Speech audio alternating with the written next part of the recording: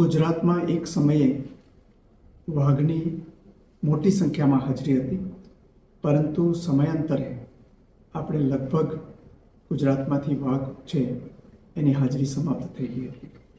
પરંતુ ગુજરાતની જનતાને જણાવતા આનંદ થાય છે કે ફેબ્રુઆરી 2025માં સૌ પ્રથમ વાઘ છે એ વન વિભાગે ગોઠવેલા કેમેરામાં દાહોદ જિલ્લાના રતનમહાલ વિભાગની અંદર એક વાઘની તસવીર જોવા મળી.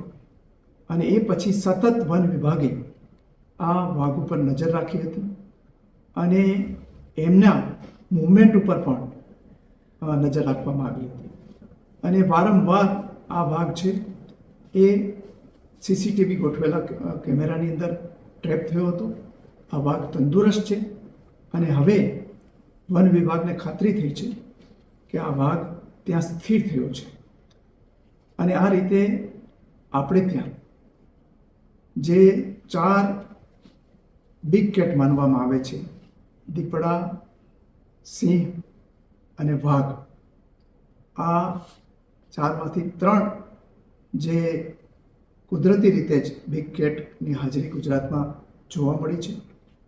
અને વાઘને એમના શિકાર બેઝ મળી રહે, પ્રે બેઝ મળી રહે એ માટે ત્યાં ચિત્તલ સહિતના જે પ્રાણીઓ છે, તૃણભક્ષી પ્રાણીઓ, એને ત્યાં રિલોકેટ કરવામાં આવ્યા છે.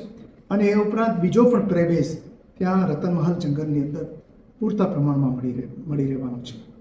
તો આ રીતે જે યશસ્વી પ્રધાનમંત્રી નરેન્દ્રભાઈ મોદીની જે પ્રેરણા છે કે આપણા જંગલો સુરક્ષિત રહેવા જોઈએ અને એના માટે જંગલના જે ચોકીદાર જે અગાઉ વસતા હતા, કુદરતી ચોકીદારો, એ પુનઃસ્થાપિત થવા જોઈએ. અને એને કારણે મુખ્યમંત્રી શ્રી ભૂપેન્દ્રભાઈ પટેલની આગેવાનીમાં વન વિભાગની અંદર વનનું અને વનમાં રહેતા પ્રાણીઓનું કન્ઝર્વેશન, સંવર્ધન અને રક્ષણ કરવાની જે નીતિ છે એને કારણે આજે આ રતનમહાલ જે ખૂબ આ મધ્ય ગુજરાતનું અને મધ્યપ્રદેશ, રાજસ્થાનની અંદર આસપાસમાં આવેલું જે આપણું વન છે એમાં વાઘની પુષ્ટિ થવાથી વન વિભાગ આનંદ અનુભવે છે. અને એના માટેની આગળની કાર્યવાહી કરવા માટે national tiger agency, conservation authority છે, એને પણ આ બાબતે સતત આપણે રિપોર્ટ આપ્યા છે અને એમના માર્ગદર્શન હેઠળ આગળની કાર્યવાહી કરવામાં આવશે.